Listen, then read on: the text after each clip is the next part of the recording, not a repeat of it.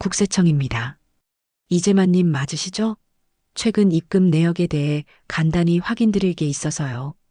그 전화 한 통이 61세 자영업자 이재만 씨의 평온했던 일상을 완전히 뒤흔들었습니다. 20년 넘게 운영하던 분식점을 정리하고 집에 모아두었던 현금 8천만 원 중 5천만 원을 그저 정기예금으로 넣으려고 은행에 입금한 지 이틀 뒤였습니다. 그런데 전화가 왔고 말투는 친절했지만 질문은 단도직입적이었습니다. 이 돈은 어디서 나온 건가요? 직접 입금하신 건가요? 혹시 증빙 가능한 자료 있으실까요? 당황한 이 씨는 그날 이후 잠을 설쳤다고 말했습니다.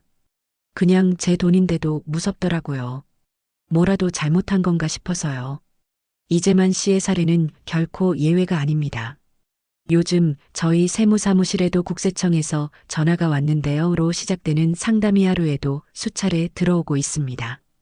이제는 1천만 원만 넘게 입금해도 FIU, 즉 금융정보분석원에 자동 보고되고 쪼개서 여러 번 입금하면 오히려 의심 거래로 더 위험한 분류를 받습니다. 무엇보다 중요한 건 이 모든 감시가 범죄 혐의가 아니라 이상 거래 의심만으로 시작된다는 것입니다. 아무리 본인 돈이라 해도에 넣었는지, 어디서 났는지, 증빙이 있는지 설명하지 못하면 조사 단계까지 확대될 수 있습니다. 오늘 영상에서는 국세청과 FIU가 어떤 기준으로 거래를 감시하고 어떤 경우에 전화가 오고 어디서부터 세무조사로 연결되는지, 실제 상담센터에 가장 많이 들어온 사례 7가지를 중심으로 하나하나 확실하게 짚어드리겠습니다. 실제 사례에서 어떻게 대처할 수 있는지 상세히 알려드릴게요. 영상 끝까지 보시고 이해 안 되시는 부분 언제든 댓글로 남겨주세요. 그냥 확인 전화인 줄 알았습니다. 그런데 이재만 씨는 전화를 끊고 나서야 자신이 감시망에 들어왔다는 걸 실감하셨다고 했습니다. 국세청은 전화를 걸며 간단히 확인드릴 게 있다고만 말합니다. 하지만 그 순간부터 이미 당신의 계좌는 시스템 안에서 분석 중입니다. 그날 통화 이후 이 씨는 은행에서 입금 내역 확인서를 요청받았습니다. 며칠 뒤엔 국세청에서 서면 통지서가 도착했습니다. 내용은 간단했습니다. 자금 출처에 대해 자료 제출 바랍니다. 문제는 그 다음부터였습니다. 이 씨는 자신의 말만 믿고 그냥 제가 모아둔 돈입니다. 라고 답변서를 제출했습니다. 그런데 국세청은 구체적 증빙 자료가 없다는 이유로 소명, 불충분 통보를 보냈습니다. 그 후에는 개인 계좌 전체에 대한 입출금 내역, 가족 통장 흐름까지 확대 조사로 이어졌습니다. 그냥 예금하려던 돈이었을 뿐인데 이 씨는 그제야 세무사 사무실을 찾아오셨지만 이미 기한이 지나가 산세 10%가 자동 부과된 상황이었습니다. 도대체 왜 이런 일이 벌어졌을까요? 답은 FIU 즉 금융정보분석원에 있습니다. 이제는 1천만 원만 넘게 입금해도 FIU에 자동 보고됩니다. 보고된 정보 중 이상 거래로 판단되면 국세청으로 바로 연결됩니다. 다음 3가지 중단 하나만 해당돼도 조사가 시작될 수 있습니다. 첫째, 거래 금액이 크다. 둘째, 소득 수준에 비해 지나치게 많다. 셋째, 쪼개기나 불규칙한 입금 방식이다. 실제로 국세청은 이렇게 질문합니다. 이 돈은 어디서 나온 건가요? 본인이 입금하신 건가요? 소득 자료나 계약서가 있으신가요? 왜 나눠서 입금하셨나요? 여기서 대부분의 사람들은 이렇게 말합니다. 그냥 제 돈인데요. 모아둔 현금입니다. 하지만 이런 대답은 증여로 오해받기 가장 쉬운 말입니다. 특히 아래 같은 대응은 조심하셔야 합니다. 첫째, 무조건 제 돈입니다라고만 말하는 것. 둘째, 입금자를 가족이나 지인으로 바꾸는 것.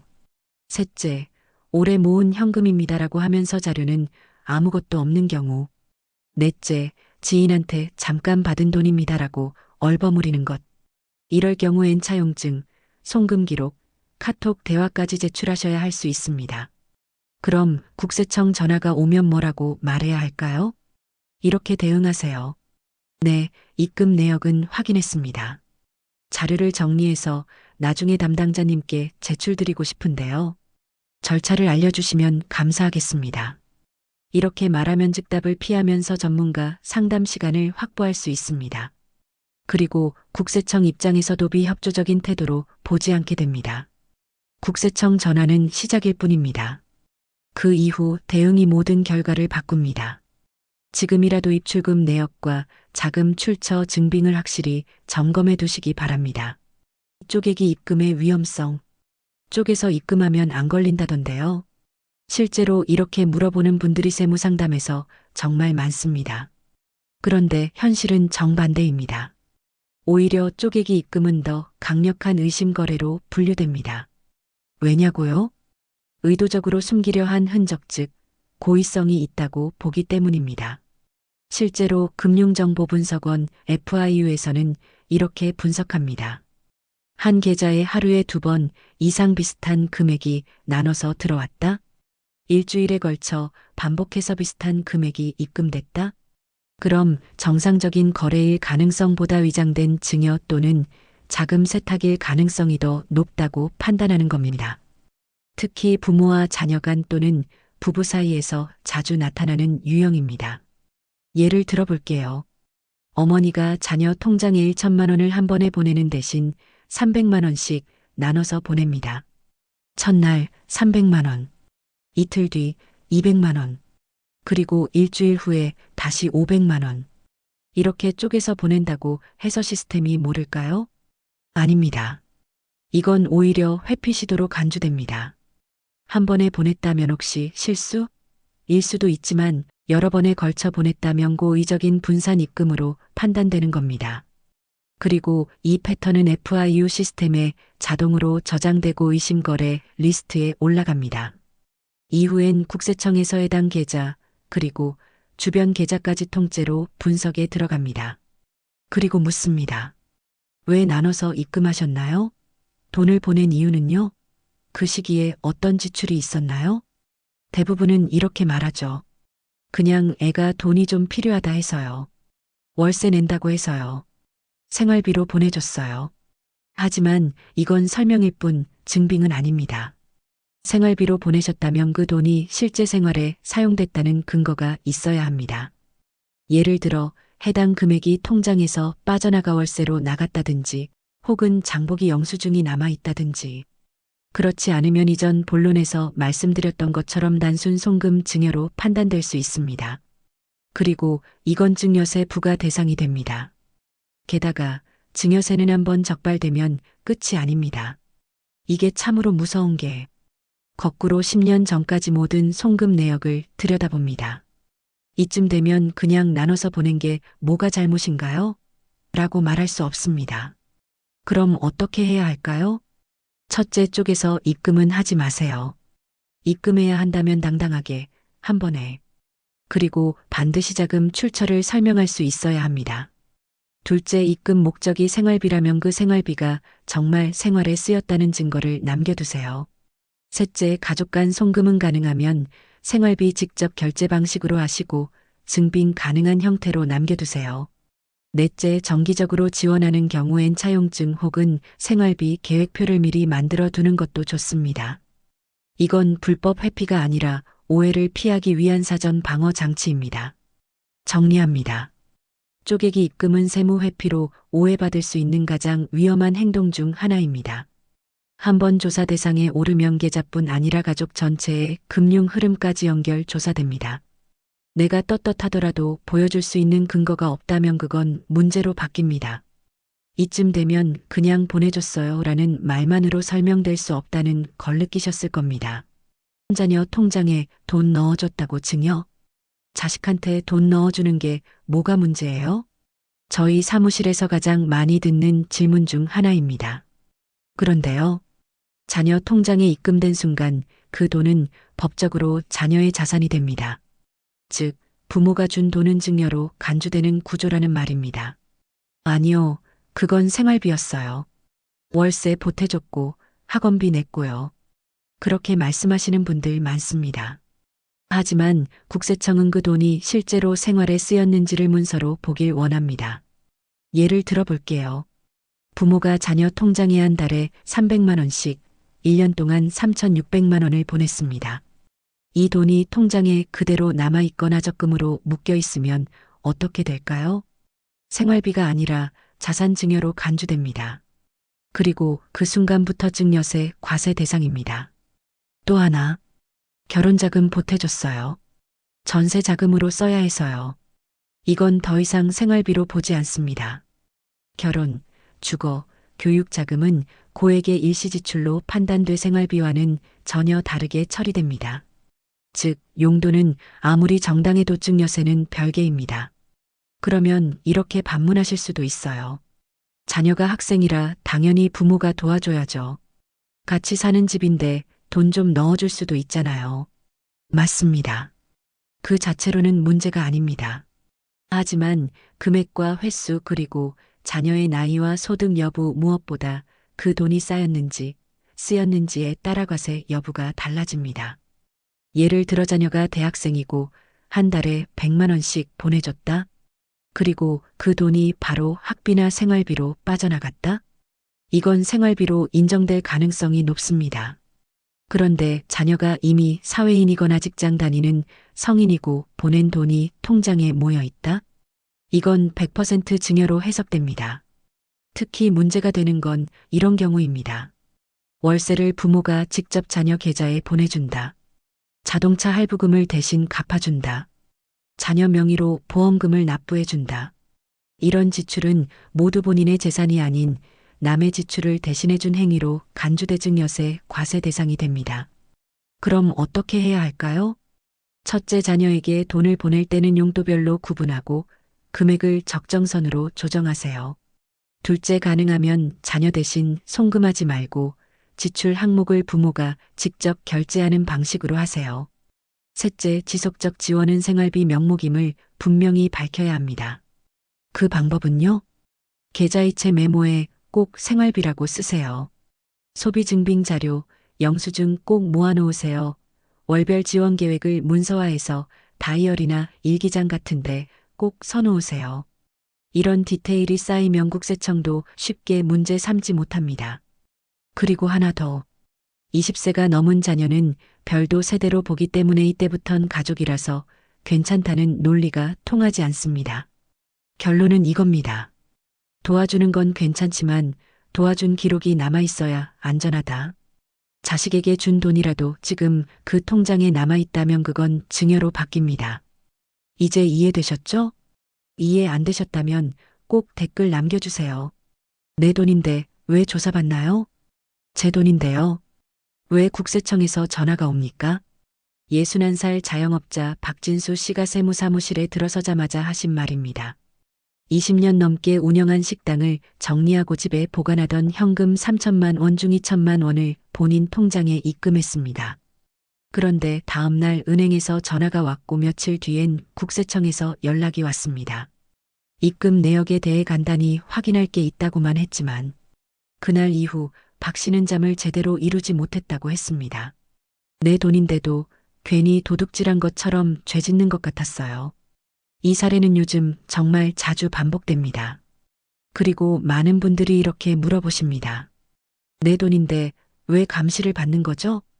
정답은 단순합니다. 누구 돈이냐보다 어디서 나온 돈이냐가 중요하기 때문입니다. 첫째, 현금 1천만 원만 입금해도 자동 보고됩니다. 예전에는 5천만 원 이상 현금 입금 시에만 FIU라는 기관에 보고됐습니다. 하지만 지금은 1천만 원만 넘겨도 바로 보고됩니다.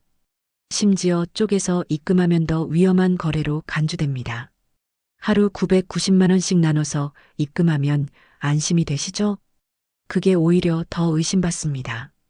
금액을 쪼갰다는 것 자체가 의도적으로 감시를 피하려 한 걸로 보이기 때문입니다. 둘째, 출처를 설명 못하면 세무조사로 이어질 수 있습니다. 국세청은 돈의 출처를 봅니다. 그 돈이 소득으로 신고된 내역인지 아니면 신고되지 않은 돈인지 따집니다. 예를 들어 소득이 없는 70대 어머니가 갑자기 통장에 3천만 원을 입금했습니다.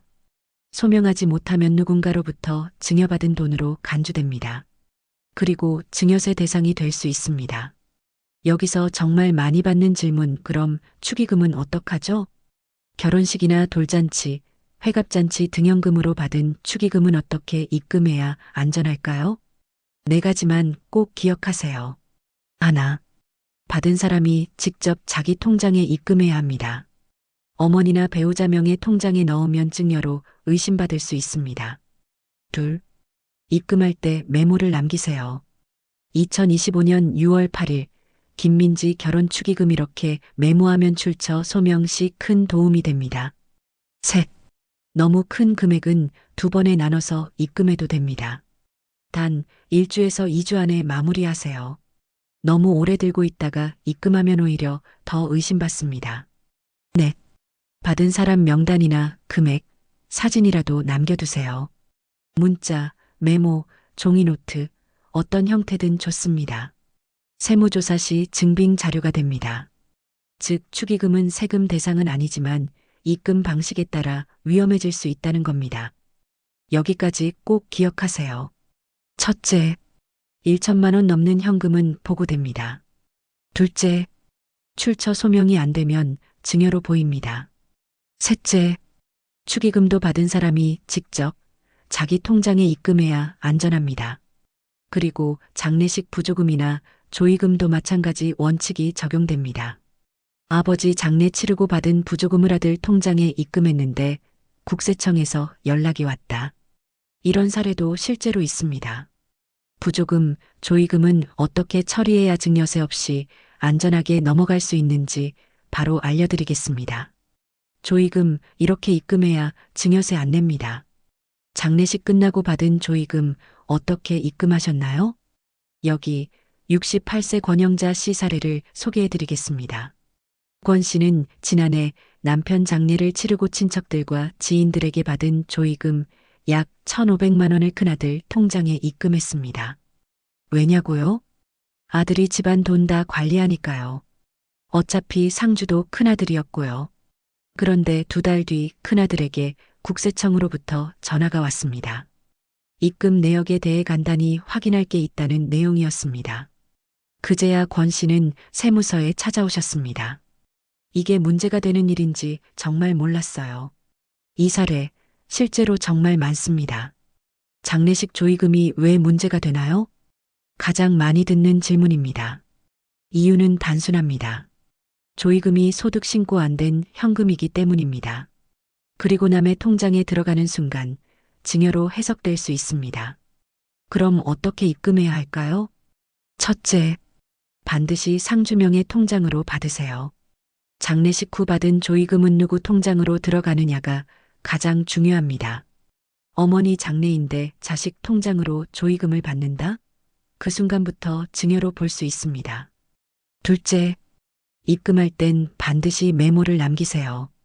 2025년 5월 3일 권순자 장례식 조의금. 이런 식으로 정확히 날짜와 내용을 기록해 두세요. 셋째, 금액이 크면 한 번에 입금하지 마세요. 3천만 원 가까운 부조금을 한 번에 입금하면 바로 FIU 보고 대상입니다. 1천만 원 이하로 나눠서 3일에서 4일 내에 순차적으로 입금하는 것이 좋습니다. 단 너무 오래 끌면 오히려 더 의심받을 수 있습니다. 넷째, 받은 사람 리스트 꼭 남겨두세요. 종이에 적든 문자나 사진으로 찍어두든 누가 얼마를 냈는지 기록해두는 게 중요합니다. 이게 바로 국세청이 원하는 출처 증빙입니다. 그럼 이런 질문도 나옵니다. 여러 형제가 모은 조의금 한 명이 받아도 되나요? 정답은 상황에 따라 다릅니다. 만약 아버지 장례를 치른 뒤형제 셋이 각자 조의금을 받은 뒤 막내 통장에 모아서 입금했다면 이건 형제간 증여로 해석될 수 있습니다. 형제간에도 1천만 원 넘는 돈을 주면 증여세가 발생할 수 있기 때문입니다. 가장 안전한 방법은 이겁니다. 조의금은 각자 받은 금액을 각자 입금하거나 상주 본인의 명의로만 정리하고 향후 나눌 일이 있으면 정확히 문서로 기록해서 상속 분할로 처리하는 게 가장 안전합니다. 핵심 정리합니다. 1. 조의금은 반드시 상주명의 통장에 입금하세요. 2. 메모는 반드시 남겨야 합니다. 3. 큰 금액은 나눠서 빠르게 입금하세요. 4. 받은 사람 리스트는 꼭 보관하세요. 5. 형제간 모아서 한 사람 통장에 넣는 건 위험합니다. 다음은 누가 얼마까지 증여받아도 세금이 안 나올까? 즉, 비과세 한도를 계산하는 기준과 가장 실용적인 세팅 방법을 알려드리겠습니다. 부모, 자녀, 배우자, 형제, 손자녀까지 모두 다 정리해 드릴게요. 자식한테 1,000만 원쯤 주는 거 세금 안 내도 되는 거 아니에요? 대부분 이렇게들 말씀하십니다. 그런데 국세청은요, 딱 정해진 비과세 한도라는 걸 기준으로 움직입니다. 이 기준을 넘기면 그 순간부터는 세금이 부과될 수 있습니다. 지금부터 누가 얼마까지 세금 없이 줄 수 있는지 관계별로 하나씩 알려드리겠습니다. 첫째, 부모가 자식에게 주는 경우입니다. 성인 자녀에게는 10년 동안 5천만 원까지는 세금이 없습니다. 미성년 자녀는요, 2천만 원까지가 비과세 한도입니다. 그런데 많은 분들이 이렇게 생각하세요. 1년에 500만 원씩 주면 괜찮겠지. 맞기도 하고 틀리기도 합니다. 정확히 말씀드리면 10년 누적 합산 기준으로 5천만 원을 넘지만 않으면 괜찮습니다. 그래서 1년에 500만 원씩 10년간 딱 5천만 원 주는 건 이론상으론 가능합니다. 하지만 여기서 중요한 건 누적 관리가 안 되거나 자녀 통장에 뚜렷한 목적 없이 반복적으로 입금될 경우 국세청에서 증여로 보고 과세할 수 있다는 겁니다. 실제로 저희 사무실에 도 매년 조금씩 줬는데 왜 갑자기 세금이 나왔냐는 문의가 자주 들어옵니다. 이유는 과거 입금 기록 전체를 증여로 합산해서 본다는 세법 원칙 때문입니다. 결론은 이렇습니다. 10년 동안 5천만 원까지만 비과세는 맞습니다. 단 줄 때마다 목적 출처를 분명히 하고 입금 내역을 관리해 두셔야 안전합니다. 특히 한도를 넘길 가능성이 있는 경우 증여세 신고를 먼저 해두는 것이 훨씬 유리합니다. 둘째, 부부간의 증여입니다. 배우자에게는 10년간 무려 6억 원까지 세금 없이 줄 수 있습니다. 생활비든 부동산이든 예금이든 형태는 상관없습니다. 단 부부가 맞벌이인 경우엔 각자 자금 출처가 명확해야 문제가 없습니다. 셋째, 조부모가 손자녀에게 줄 때입니다. 이건 조금 다릅니다. 성인 손자녀는 3천만 원까지 가능합니다. 미성년 손자녀는 2천만 원이 한도입니다. 여기서 중요한 건 손자녀가 부모에게도 증여를 받았을 경우입니다. 이 경우 조부모와 부모가 준 금액이 모두 합쳐져서 계산됩니다. 예를 들어 아버지에게 5천만 원, 할아버지에게 3천만 원을 받았다면 총 8천만 원을 받은 것이 돼서 3천만 원에 대해서는 증여세가 부과됩니다. 넷째, 형제자매 간에는 생각보다 한도가 작습니다. 10년간 1천만 원까지입니다. 형이나 누나가 1,500만 원을 보내줬다? 그중 500만 원의 대증여세 대상이 됩니다. 형제자매끼리의 돈거래는 특히 국세청이 민감하게 보기 때문에 더 주의가 필요합니다. 마지막으로 친구나 지인, 제3자에게 줄 때입니다. 이 경우도 마찬가지입니다. 10년 기준 1천만 원까지만 세금이 없습니다. 예를 들어 지인이 어려워서 2천만 원을 보냈는데 차용증이 없고 갚을 계획도 없다면 국세청은 이걸 증여로 보고 바로 증여세를 부과할 수 있습니다. 지금까지 들으신 것처럼 증여세는 관계에 따라 비과세 한도가 다르게 적용됩니다. 부모, 배우자, 조부모, 형제자매, 지인까지 10년 단위로 한 번씩 계산된다는 점 꼭 기억해 두셔야 합니다. 하지만 정해진 한도 안에서 준다고 끝나는 건 아닙니다. 어떻게 입금하느냐, 어떤 방식으로 증빙을 남기느냐에 따라 문제가 생기기도 아예 피할 수도 있습니다.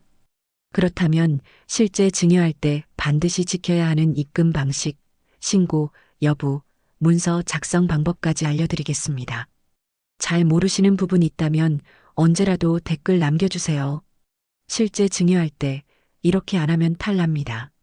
비과세 한도 안에서 줬다 해도 문제가 생기는 경우가 있습니다. 왜일까요? 바로 입금 방식, 사용 용도, 증빙 서류가 제대로 준비되지 않았기 때문입니다. 지금부터는 실제 상담 사례를 기준으로 돈을 줄 때 어떤 세팅을 해야 세무조사나 증여세 부과를 피할 수 있는지 차근차근 설명드리겠습니다. 첫째, 입금 방식 절대 쪼개지 마세요. 많은 분들이 이렇게 하십니다. 한 번에 보내면 의심받을까봐 오늘 300, 내일 300, 모레 또 300 보냈어요. 오히려 그게 더 위험합니다. 이런 걸 쪼개기 입금이라고 하는데요. 금융정보분석원 FIU에서는 오히려 이런 입금 패턴을 수상한 거래로 간주합니다. 한 번에 명확하게 거래 메모까지 남기고 입금하시는 게 훨씬 안전합니다.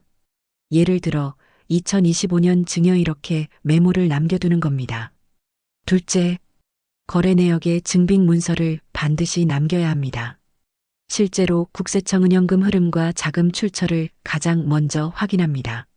따라서 아무리 비과세 한도 안에 증여라도 문서로 남겨두지 않으면 나중에 조사 대상이 될 수 있습니다. 특히 부모가 자식에게 돈을 줄 때는 증여 사실 확인서라는 서류를 작성해 두는 게 좋습니다. 자필로 쓰시고 서명까지 남기면 충분합니다.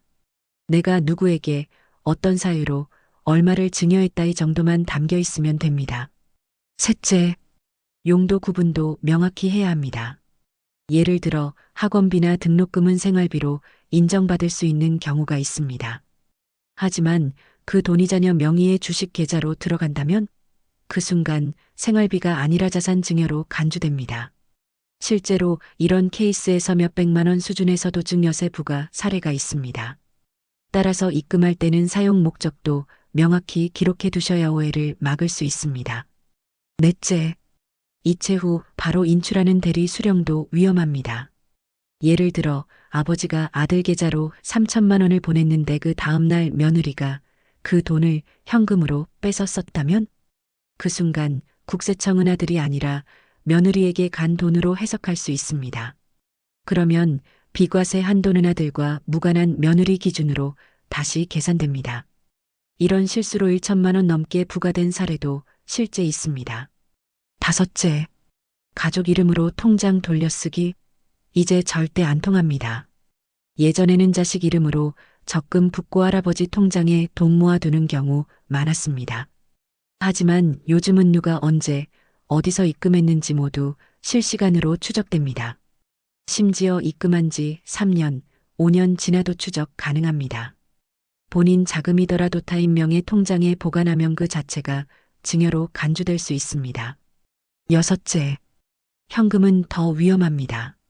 그냥 현금으로 줬어요. 통장에 안 찍히면 안 걸릴 줄 알았거든요. 요즘은요, 현금 입출금도 은행에서 모두 FIU에 보고됩니다.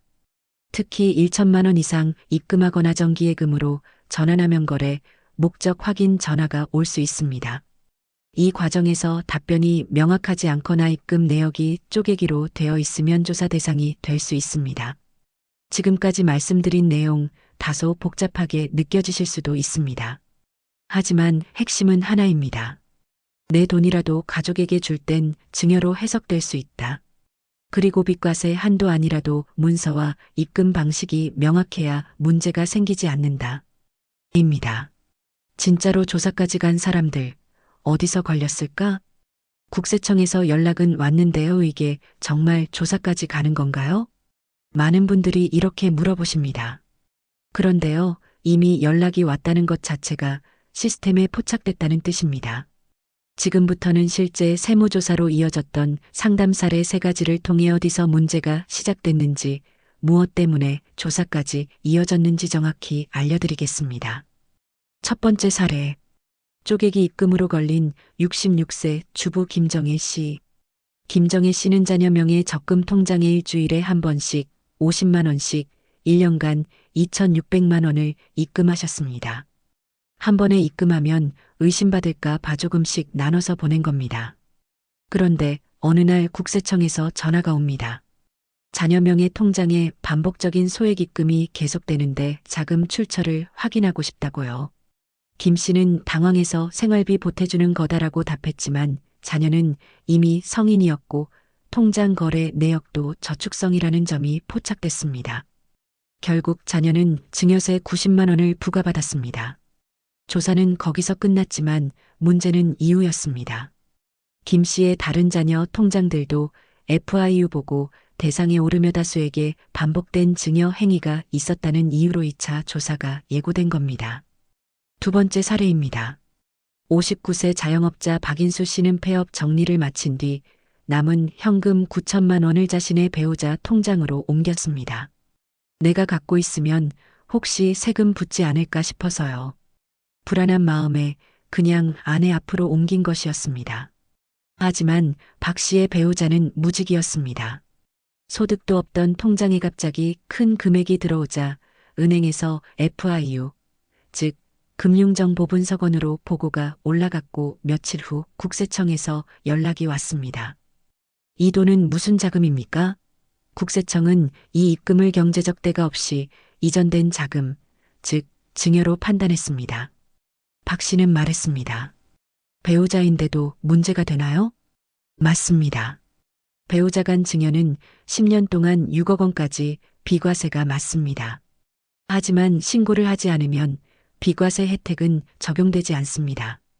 박 씨는 신고 없이 그냥 이체만 했고 배우자가 무직이었던 만큼 그 자금은 수입이 없는 사람이 받은 큰 돈으로 해석됐습니다.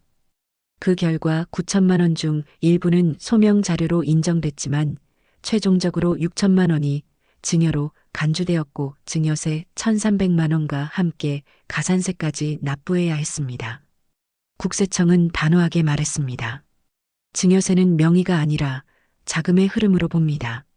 부부 사이라도 신고가 없으면 과세 대상이 될 수 있습니다. 세 번째 사례. 장례식 후 조의금 통장 입금으로 시작된 72세 이명숙 씨의 조사.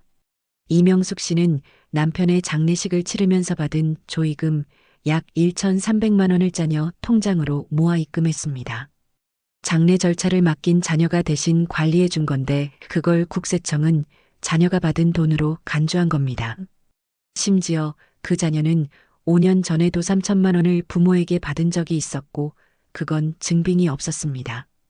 두 건이 합산되며 총 4,300만 원 중 2천만 원이 증여로 간주됐고 자녀는 증여세 250만 원 부과 소명 요구를 받았습니다. 이 씨는 눈물을 흘리며 말했습니다. 슬픔도 가시기 전에 국세청에서 조사 통지서를 받았어요. 이 세 사례에서 공통점이 있습니다. 돈의 흐름이 불분명했거나 입금 주체와 명의가 다르거나 목적이 생활비인지 저축인지 구분되지 않았다는 점입니다. FIU에서 감지하는 건 금액이 아니라 패턴과 명확성입니다. 단순한 입금 하나가 5년 전 거래까지 소환하게 되는 구조. 그래서 설마 하던 일이 진짜로 세무조사로 이어지는 겁니다. 이제 아셨을 겁니다. 증여세 없이 합법적으로 돈 주는 세 가지 방법. 어차피 줄 돈인데 세금만 안 내면 안 될까요? 상담 오시는 분들 중열이면 9분 이렇게 물으십니다. 답은 네, 가능합니다. 다만 제대로만 하셔야죠. 오늘은 증여세 없이 완전히 합법적으로 돈을 줄 수 있는 세 가지 방법 알려드리겠습니다. 첫 번째 방법. 생활비 교육비로 직접 지출하는 방식. 자녀가 취업 준비 중이거나 손주가 학원을 다니는 경우라면 생활비와 교육비는 증여세가 면제됩니다. 하지만 중요한 조건이 있습니다. 현금으로 주는 게 아니라 대신 지출하는 것이 핵심입니다. 예를 들어 자녀에게 현금 200만 원을 주는 건 과세 대상이지만 자녀의 월세를 부모가 직접 계좌이체로 납부하면 그건 비과세입니다. 학원비도 마찬가지입니다. 카드나 계좌이체로 부모 명의로 직접 지출했다면 그건 증여가 아닙니다. 단 생활비라며 자녀 통장에 보내는 것이건 증여로 간주됩니다. 직접 지출이냐, 입금이냐. 단순하지만 결정적인 차이입니다. 두 번째 방법. 부부간 재산 이전 활용하기. 앞서도 말씀드렸지만 부부는 10년간 6억 원까지 세금 없이 증여가 가능합니다. 이걸 잘 활용하면 자녀에게 줄 수 있는 금액도 2배로 늘릴 수 있습니다. 예를 들어 남편이 아내에게 5천만 원을 증여하고 아내가 그 돈을 자녀에게 증여하면 결과적으로 자녀는 부모 두 사람에게 각각 5천만 원씩 총 1억 원을 세금 없이 받을 수 있는 겁니다. 단 주의할 점이 있습니다. 이 경우 부부간 증여도 반드시 통장 거래와 증빙이 남아야 합니다. 그리고 바로 자녀에게 전달되면 우회 증여로 간주될 수 있으니 시차를 두고 사용 목적이 나뉘어야 합니다. 예를 들어 아내 명의로 6개월 이상 예금 후 다시 자녀에게 증여하는 방식이 안정적입니다. 세 번째 방법. 증여세를 내더라도 효율적으로 낮추는 분할 증여. 증여세는 누진세 구조입니다. 한 번에 많이 주면 세율도 함께 올라갑니다.